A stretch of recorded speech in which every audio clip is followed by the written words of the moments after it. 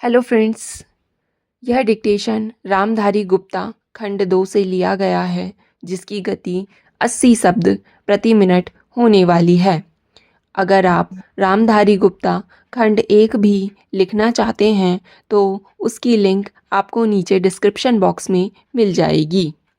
इसके अलावा आपको न्यूज़पेपर की डिक्टेशन, संपादकीय वाले डिक्टेशन भी इस चैनल में मिल जाएंगे।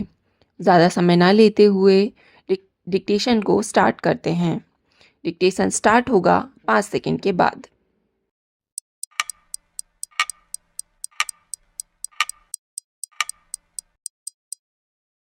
महोदय, निसंदेह ही आज भी हम भले ही कई मुश्किलों का सामना कर रहे हों, फिर भी हम 1991 के उन दिनों जैसी स्थिति में नहीं हैं। एक राष्ट्र के रूप में हमने काफ़ी भरपाई कर ली है और हम आगे बढ़ने के लिए तैयार हैं। श्री राव के नेतृत्व के बिना यह संभव नहीं था।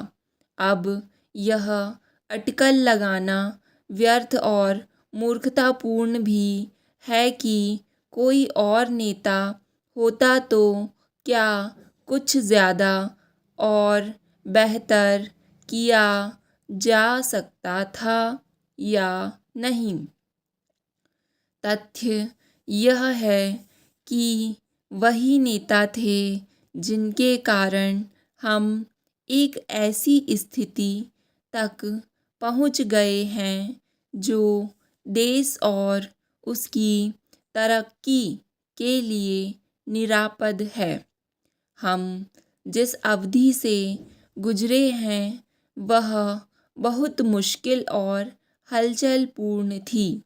सोवियत संघ के पतन और विघटन से हमारी जो कुछ भी अंतर्राष्ट्रीय स्थिति थी उसका आधार ही खत्म हो गया। ऐसा लगता है कि हमारे देश में कुछ लोग इस घटना का पूरा मतलब नहीं समझ पाए हैं। बेशक यह कम्युनिस्टों और आधुनिक समाजवाद के अन्य समर्थकों के लिए बेहद चिंता का विषय था। इससे उन सभी निष्पक्ष देशभक्तों को काफ़ी दुख हुआ जिनके लिए सोवियत संघ अच्छा मित्र था और अकेली विदेशी शक्ति थी जो हमारे साथ खड़ी होती थी। उससे हमें काफ़ी नैतिक और भौतिक समर्थन भी मिला था। हमारे देश में सोवियत संघ के तमाम मित्रों में भी सभी लोग यह नहीं समझ पा रहे हैं कि आर्थिक, वैज्ञानिक और प्रौद्योगिकी के हिसाब से इसका क्या मतलब था और है। जब हमें सख्त ज़रूरत थी तो कोई ऐसा नहीं था जिसकी ओर हम देखते। घबराने और अपने देश को दिवालिया राष्ट्र घोषित करने के बजाय प्रधानमंत्री ने मुश्किलों का डटकर मुकाबला किया। हमें इस संकट से निकालने की व्यवस्था की और साहस के साथ देश को एक नए आर्थिक रास्ते पर अग्रसर किया। कांग्रेस ने अपने चुनाव घोषणा पत्र में इसकी मोटी रूपरेखा ना बना ली होती तो बेशक यह संभव ना हो पाता। इस घोषणा पत्र के मुख्य निर्माता स्वयं राजीव गांधी थे और इसे तैयार करने में श्री राव उनके मुख्य सहायक थे। देश को संकट से उबारने और नए आर्थिक रास्ते पर ले जाने में बेशक मनमोहन सिंह की देशभक्ति, विद्वता और ख्याति महत्वपूर्ण कारण थे। नई आर्थिक नीति जनता के हित में नहीं है, इस काल्पनिक तथ्य को लेकर काफ़ी हंगामा मचाया जा रहा है। इसके उलट अगर इसे अपेक्षित ढंग से लागू नहीं किया जा रहा है तो इसकी वजह यह है कि जनता के नाम पर हर तरह की आंशिक और कॉरपोरेट मांगें पूरी की जा रही हैं। प्रधानमंत्री ने दो महत्वपूर्ण तरीकों से नई आर्थिक नीतियां बनाने में अपना योगदान दिया है। सबसे पहले तो उन्होंने नई नीति लागू करने के लिए मध्यम मार्ग अपनाने पर जोर दिया है। नए आर्थिक कार्यक्रम को लागू करने में उन्होंने जो दूसरा महत्वपूर्ण योगदान किया है वह है इसके पक्ष में राष्ट्रीय सहमति बनाना। महोदय, हमारे देश में राजनैतिक विचारों की जितनी भिन्नता है उसके मद्देनज़र यह एक साधारण बात है, जबकि इनमें से ज़्यादातर लोग यही ठाने रहते हैं कि चाहे जो हो और जो भी मुद्दा हो उन्हें विरोध करना है। चुनावों में झटकों और यदाकदा टेढ़े मेढ़े रास्तों के बावजूद प्रधानमंत्री के नेतृत्व में जो नई आर्थिक नीति बनाई गई है उसे राष्ट्रीय स्तर पर स्वीकार कर लिया गया है। मकपा से लेकर जनता दल और भाजपा तक आर्थिक क्षेत्र में मूलभूत सुधार के अलावा पंजाब में नाटकीय बदलाव आया है। बंदूक की लड़ाई की जगह अब पूरी तरह बैलेट की लड़ाई ने ले ली है। उस प्रदेश की जनता के लिए यह दूसरी आज़ादी से कुछ कम नहीं है।